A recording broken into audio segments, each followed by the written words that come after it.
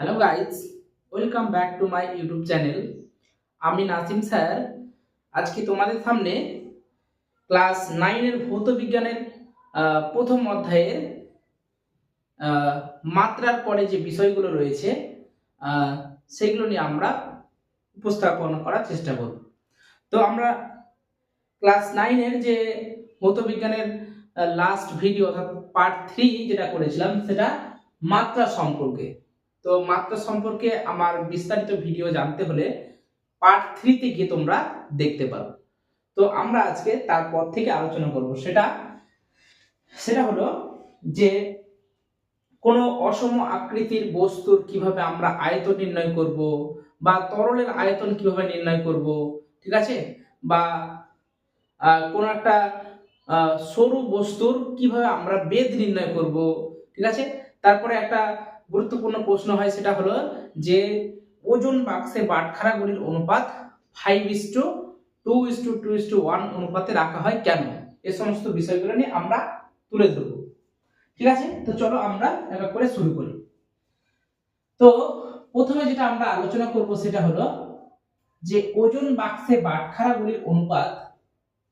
ওজন বাক্সে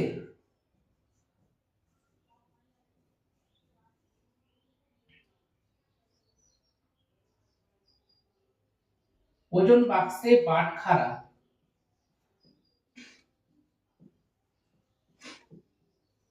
গুলির অনুপাত 5:2:2:1 অনুপাতে রাখা হয় কেন।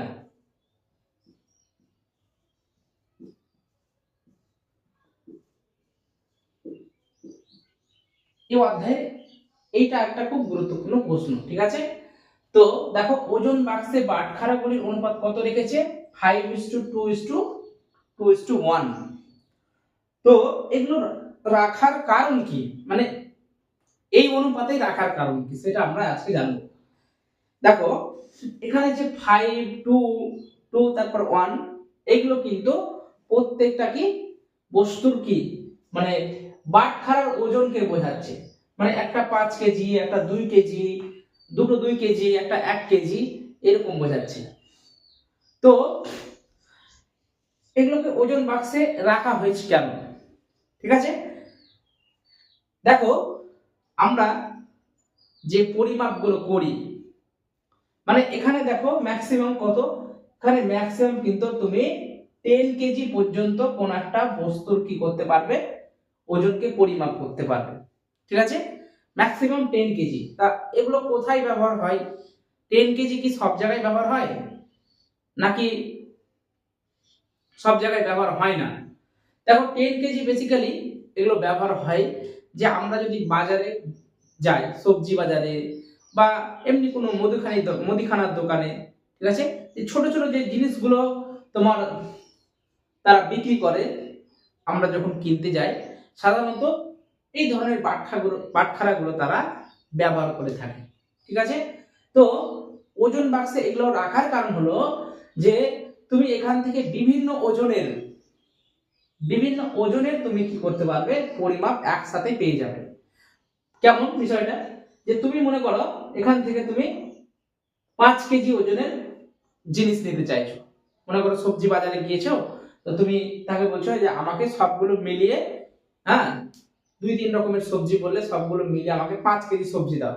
তাহলে সেখান থেকে সে 5 কেজি বাটখারা নিবে, দিয়ে তোমাকে 5 কেজি ওজন করে তোমাকে দিয়ে দিবে, ঠিক আছে। তাহলে 5 কেজি আমরা অনার্সে পেয়ে গেলাম। এবার মনে করো তুমি 10 কেজি নিতে চাইছো, তাহলে দেখো আমরা এখান থেকে ম্যাক্সিমাম 10 কেজি তো পাবো, সবগুলো বাটখারা সে যদি এতে দিয়ে দেয় তাহলে কি হবে, আমরা 10 কেজি পেয়ে যাব। তারপরে তুমি যদি মনে করো আমি 8 কেজি নিতে চাইছি, তাহলে একটা 5 কেজি বসাবে, আর একটা 2 কেজি, একটা 1 কেজি, তাহলে 8 কেজি হয়ে গেল। তুমি যদি মনে করো 9 কেজি নিতে চাইছো, তাহলে 5 কেজি আর 2 কেজি 2 কেজি কত, 4 কেজি, 5 আর 4 9 কেজি। অর্থাৎ এখান থেকে আমরা ম্যাক্সিমাম 10 কেজি ওজনের বস্তু আমরা সহজে কি করতে পারবো, পরিমাপ করতে পারবো।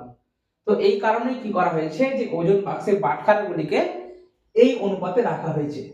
ঠিক আছে, তোমাকে জায়গায় বিশেষটা বুঝতে হবে। এটা কিন্তু তুমি মানে যেখানে অনেক ভারী ভারী বস্তুর ওজন করা হয় সেখানে কিন্তু এটা হয় না। ঠিক আছে, এটাই হলো কারণ। তো এরপরে যেটা আছে আমরা জানবো সেটা হলো যে তরলের কিভাবে আয়তনকে পরিমাপ করা হয়। তাহলে তরলের আয়তন পরিমাপ, হ্যাঁ, মাপনী চোঙের সাহায্যে, মাপনী চোঙের সাহায্যে, মাপনী চোঙের সাহায্যে তরলের আয়তন, তরলের আয়তন নির্ণয়। দেখো মাপনী চোঙ বলতে একটা সমব্যাস যুক্ত আমরা কি করব, একটা চোঙকে প্রথমে কনসিডার করব। এইটা হলো একটা সমব্যাস যুক্ত একটা চোঙ। মনে করো সমব্যাস যুক্ত কেন বলছি, কারণ দেখো উপরের দিকে একটা বৃত্তাকার মতো, নিচের দিকে বৃত্তাকার মতো, এবং প্রতিটা জায়গায় কি আছে, সেম আছে। সেই জন্য এটাকে আমরা কি বলছি, সমব্যাস যুক্ত একটি চোঙ। এবার আমরা কি করব, এই চোঙের সাহায্যে তরলের আয়তন নির্ণয় করব। তো দেখো তরলের আয়তন নির্ণয় করার জন্য এই যে আমরা চোঙটা নিয়েছি না, সেই চোঙটার গায়ে কিন্তু এরকম স্কেলিং করা থাকবে, অর্থাৎ দাগ টানা থাকবে, এখানে নাম্বারিং গুলো লেখা থাকবে, লেখা থাকতে হবে। তো এখানে যে নাম্বারিং গুলো লেখা থাকে সেগুলো মেইনলি সিসি এককে থাকে। সিসি মানে কি, সেমি কিউবিক বা ঘন সেমি, এটাকে বলা হয় কি সেমি কিউবিক বা বাংলাতে বলা হয় ঘন সেমি। ঠিক আছে, তরলের আয়তনকে মেইনলি ঘন সেমি দ্বারা প্রকাশ করা হয়, সিজিএস ইউনিট। ঠিক আছে, ঘন সেমি, এই জন্য আমরা সিসি লিখেছি। তাহলে এবার যেহেতু কি এগুলোর মান থাকবে, এককটা সিসি, তো মনে করো তুমি এর মধ্যে কি দিয়েছো, তরল দিয়েছো, তুমি এর মধ্যে বাইরে থেকে কি করলে, জল ঢেলে দিলে এই চোঙাকৃতির পাত্রটাতে দিয়ে, তোমার এখন তরল যেখানে স্পর্শ করেছে, যে দাগটাতে মনে করো এতদূর স্পর্শ করেছে, এখানে এখানে স্পর্শ করেছে, আর এখানে তোমার লেখা রয়েছে 30 সিসি, 30 সিসি। দেখো তাহলে এখান থেকে আমরা বলতে পারবো যে তরলের আয়তন কোনটা, যেই দাগে স্পর্শ করেছে সেটাই হলো তরলের আয়তন। তাহলে তরলের আয়তন আমরা সহজে কি করতে পারছি, এই চোঙাকৃতি পাত্রের সাহায্যে আমরা পরিমাপ করতে পারছি। ঠিক আছে, এইভাবে তরলের আয়তন পরিমাপ করা হয়। তারপরে পারদের আয়তন পরিমাপ করা হয় একই রকম ভাবে। যে ধরো তুমি এই পাত্রটাতে পারদ ঢেলে দিয়েছো, তাহলে পারদের আয়তন আমরা সেখান থেকে পেয়ে যাব। ঠিক আছে, পারদ ঠিক যতটা এতে স্পর্শ করবে, ঠিক আছে, যে দাগে স্পর্শ করবে সেটাই তখন পারদের কি হবে, তখন পারদের সেটা আয়তন হয়ে যাবে। ঠিক আছে, এরপরে আমরা যেটা করব সেটা হলো কোনো অসম আকৃতি বা কোনো বিস্তৃত বস্তুর কিভাবে আয়তন বা ঘনত্ব বের করে সেটা আমরা দেখব। তাহলে আমরা হেডিং দিব যে বিস্তৃত বা অসম আকৃতির বস্তুর কি নির্ণয়, আয়তন নির্ণয়। মাপনী চোঙের সাহায্যে, এটা বলবে। ঠিক আছে, মাপনী চোঙের সাহায্যে, চোঙের সাহায্যে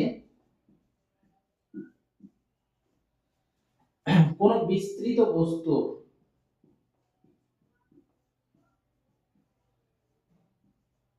কোন বিস্তৃত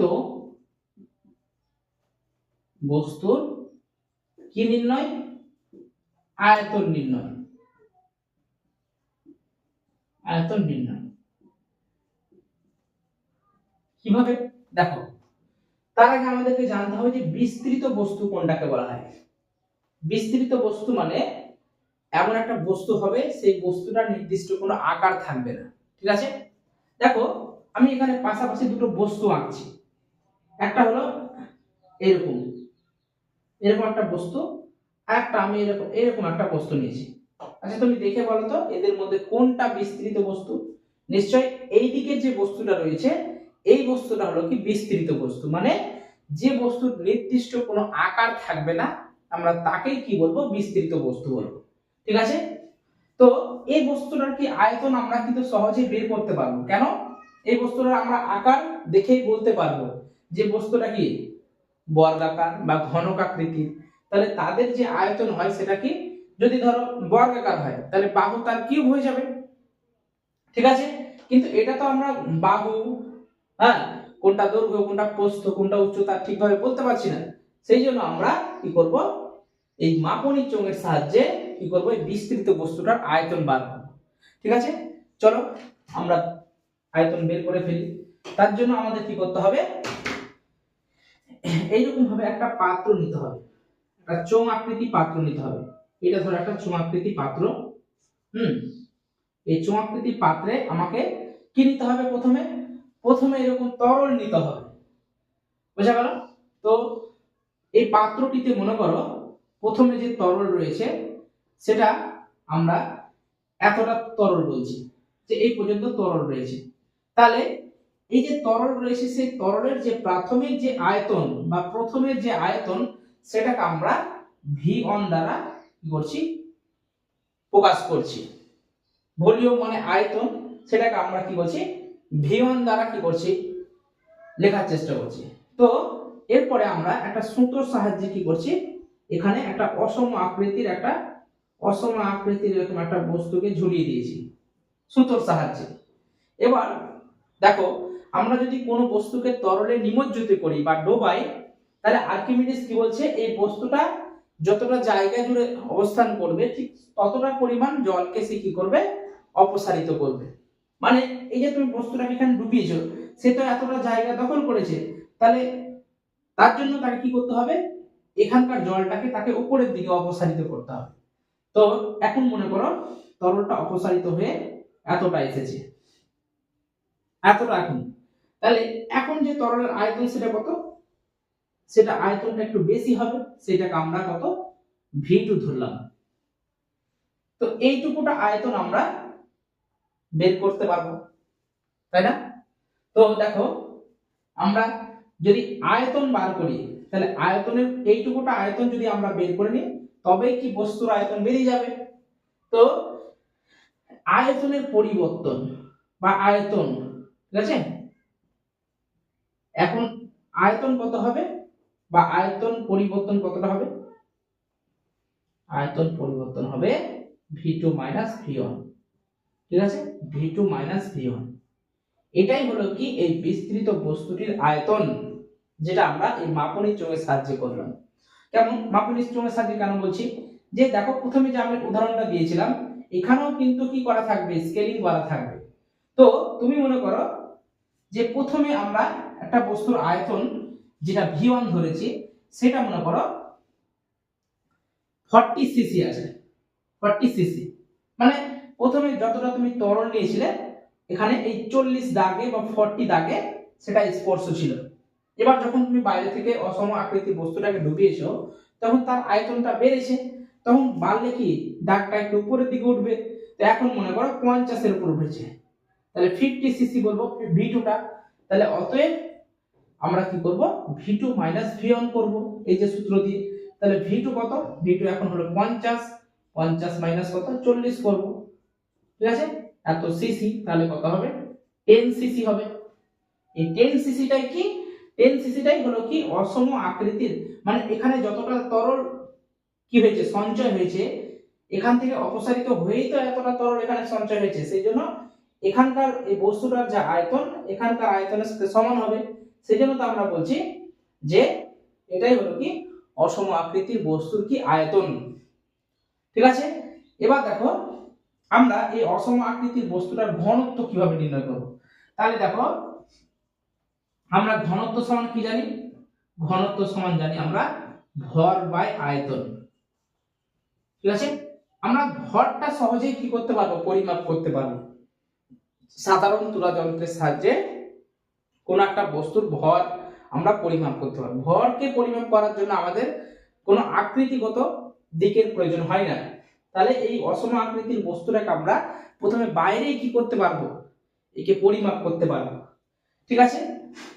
তো ধরো এই অসম আকৃতির বস্তুটার ভর মনে করো 10 গ্রাম, 10 গ্রাম। আর আয়তন কতটা আমরা পেলাম, যদি পার্টিকুলারলি এই বস্তুটারই করি তাহলে আয়তন আমরা কত পেয়েছি 10 সিসি পেয়েছি, 10 সিসি। তাহলে 10 10 কেটে গিয়ে কত হচ্ছে 1 গ্রাম পার সেমি কিউব। এটাই হলো কি এই অসম আকৃতি বস্তুর কি ঘনত্ব। ঠিক আছে, এইভাবে আমরা এই অসম আকৃতির বস্তুর আয়তন এবং কি ঘনত্বকে পরিমাপ করতে পারবো। ঠিক আছে, তো চলো এরপরে আমরা আর একটা বিষয় আছে, হ্যাঁ সেটা করলে আশা করি আমাদের এই অধ্যায়টি শেষ হয়ে যাবে। তো চলো আমরা সেটা শুরু করি। তো তার আগে তোমরা অবশ্যই এটা একটি স্ক্রিনশট নিয়ে নিতে পারো।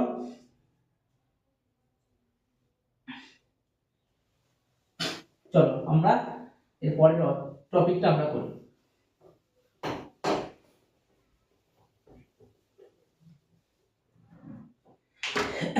এরপরে আমরা যেটা জানবো সেটা হলো যে কোন সরু বস্তুর কিভাবে আমরা বেধ নির্ণয় করব। মানে সরু বস্তু বলতে একটা সুতো, তারপরে আমরা যে বইগুলো পড়ি সেই বইয়ের যে বেধ সেটা আমরা কিভাবে ক্যালকুলেট করব। ঠিক আছে, তো তুমি দেখো এইরকম ধরো একটা বই আমার কাছে রয়েছে, এটা মনে করো একটা বই। তো এই বইয়ের মধ্যে কি হয় অসংখ্য পেজ থাকে। ঠিক আছে, অসংখ্য পেজ আছে। তো এইটা ধরো বই, ঠিক আছে, বুক। আচ্ছা, এটা জানার আগে আমাদেরকে লিস্ট কাউন্ট বা লঘিষ্ঠ ধ্রুবক সম্পর্কে একটু জানতে হবে। মানে এই লঘিষ্ঠ ধ্রুবক একটা যন্ত্র, হ্যাঁ লিস্ট কাউন্ট, সেটা কি, সেটা হলো যে যে যন্ত্রের সাহায্যে আমরা কি করি কোন একটা বস্তুর নির্ভুলভাবে কি করি পরিমাপ করি। মানে কোন সরু বস্তু বা অনেক ছোট বস্তু যাদের আমরা কি করতে পারবো পরিমাপ করতে পারবো, যার সাহায্যে সেটা হলো কি লঘিষ্ঠ ধ্রুবক বা লিস্ট কাউন্ট ইংরেজিতে বলা। তো এখানে আমরা কি বার করতে চাইছি যে এই যে বই রয়েছে সেই বইটার আমরা এক একটা পেজের আমরা কি করতে চাইছি বেধ নির্ণয় করতে চাইছি। তার জন্য আমি একটা বই নিয়ে নেব এখানে, হ্যাঁ তাহলে উদাহরণটা দিলে একটু ভালো হবে। দেখো মনে করো আমার কাছে এই একটি মোটা বই রয়েছে, এই যে মোটা বইটি। তো আমরা কি করব এই যে এর মধ্যে যে যতগুলো পেজ রয়েছে না, তো এক একটা ছোট পেজের আমরা বেধ নির্ণয় করব। তার আগে বেধ কোনটা, বেধ হলো এখানে দেখো এই বইটাকে আমরা এইটা যেটা বড় হয় সেটাকে আমরা দৈর্ঘ্য বলছি, ছোটটাকে প্রস্থ বলছি, আর এখান থেকে এইটুকুটা এটা হলো কি উচ্চতা, বা এটাকে আমরা কি বলি বেধ বলি। তাহলে এখানে বেধ কোনটা হবে, বেধ হবে এইটুকুটা, এই যে ছোট অংশটা এটা হলো বেধ। ঠিক আছে, বেধ বলা হয়। তো আমরা এই যে মোটা বইটি রয়েছে এই বইটির আমরা এক একটা পেজের আমরা বেধ বের করতে চাইছি। তার জন্য কি করতে হবে, প্রথমে আমাদেরকে একটা স্কেল নিতে হবে। আমরা যে সাধারণ স্কেলগুলো আমরা যে জ্যামিতিক স্কেল ব্যবহার করি সেই স্কেলগুলো প্রথমে আমাদেরকে নিতে হবে। তারপরে কি করতে হবে, এই স্কেলগুলোকে নিয়ে কয়েকটা রিডিং নিতে হবে। মানে তুমি ধরো একবার এখানে বসালে, হ্যাঁ তারপর এখানে বসালে, একবার এখানে বসালে, এইভাবে বেশ কয়েকটা মান প্রথমে আমাদেরকে নিতে হবে। স্কেল দিয়ে বসালে তুমি বলতেই পারবে একটা 3 সেন্টিমিটার 3.5 সেন্টিমিটার, 3.5 সেন্টিমিটার হবে না, 3 সেন্টিমিটার 0.1, 3 সেন্টিমিটার বা 3 সেন্টিমিটার 0.2 এরকম কিছু হলো একটা ধরো। তো তাদের কি করব আমরা অ্যাভারেজ বার করব। ধরো তুমি 3 বার রিডিং নিয়েছো, ঠিক আছে, 3 বার রিডিং নিয়েছো, তাকে আমরা কত দিয়ে ভাগ করব, 3 দিয়ে ভাগ করব। এবার তোমার একটা তো কিছু রিডিং আসবে, তুমি যত দিয়ে কাছাকাছি ধরেছো, ধরো 3 এর কাছাকাছি ধরেছো, তাহলে রিডিংটা ধরো 3 সেন্টিমিটার আসলো, 3 সেন্টিমিটার। এটা তোমার কি বেরোলো, একটা গড় মান বেরোলো, গড় বেধ বেরোলো। কার গড় বেধ, যে এই যে বইটির কতটা মোটা বা বইটির কতটা বেধ সেটা আমরা পেলাম। এবার আমি বার করতে চাইছি যে এই ধরো এর মধ্যে একটা সরু পেজ, তাহলে এই পেজটার বেধ কোনটা হবে, তুমি দেখো দেখেই বুঝতে পারছো এই পেজটার বেধ এতটাই সরু বা ছোট যে তুমি সেইভাবে এটাকে আইডেন্টিফাই করতে পারবে না, কিন্তু আমরা এই লিস্ট কাউন্ট বা লঘিষ্ঠ ধ্রুবকের সাহায্যে কিন্তু এটা আমরা বের করতে পারবো। তো কি করে বের করব? তার জন্য আমাদেরকে জানতে হবে যে এই বইয়ের মধ্যে কতগুলো পেজ রয়েছে। দেখো, তুমি প্রথম থেকে শুরু করে লাস্ট পর্যন্ত তুমি যদি উল্টে দেখো, তাহলে এর মধ্যে পেজ সংখ্যা লেখা থাকবে বা তুমি সেটাকে কাউন্ট করতে পারবে। তো এই বইটার মধ্যে ধরো 1000টি পেজ রয়েছে, ঠিক আছে, 1000টি পেজ রয়েছে।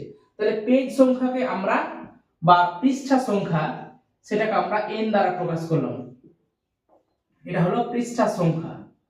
তাহলে পৃষ্ঠা সংখ্যাকে আমরা কত ধরলাম? 1000টা পৃষ্ঠা সংখ্যা আছে। এবার আমি যে রিডিংটা পেয়েছিলাম সেটা কত? 3 সেন্টিমিটার। তাহলে একে যদি আমরা 3 দিয়ে ভাগ করে দিই, ঠিক আছে, সরি উল্টো হয়ে গেল। এবার আমরা বেধ বার করব। বেধ সমান হবে নিচে হলো যতগুলো পৃষ্ঠা সংখ্যা, অর্থাৎ 1000টা পৃষ্ঠা সংখ্যা রয়েছে, এবং একে আমরা 3 দিয়ে যদি ভাগ করি তাহলে কত হবে? দেখো, একে যদি আমরা 1000 দিয়ে ভাগ করি তাহলে কত হচ্ছে? 0.00 কত হচ্ছে? 3 হচ্ছে, এত সেন্টিমিটার।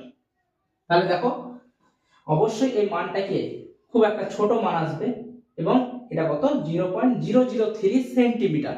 যেহেতু আমরা এখানে সেন্টিমিটার হিসাবে ধরেছিলাম পুরো বইটার বেধটাকে, সেজন্য আমরা এককটা সেন্টিমিটার পেলাম। কি করে পেলাম? যে কতটা এই বইটি মোটা প্রথমে তার আমরা গড় মান নিয়েছিলাম, এইটুকুটা তো আমরা অনায়াসে ক্যালকুলেশন করতে পারবো স্কেল দিয়ে মেপে দেখলে আমরা এই মানটি পেয়ে যাব, ঠিক আছে। এই মানটাকে আমরা কি করব? এই বইটাতে যতগুলো পেজ রয়েছে সেই পেজ সংখ্যা দিয়ে আমরা যদি ভাগ করে দিই তবেই আমরা কি পেয়ে যাব? এই বইটার এক একটা পেজের কি বেধ পেয়ে যাব, বুঝতে পারলাম? তো এইভাবে আমরা কোন সরু বস্তু কি করি? বেধ নির্ণয় করি।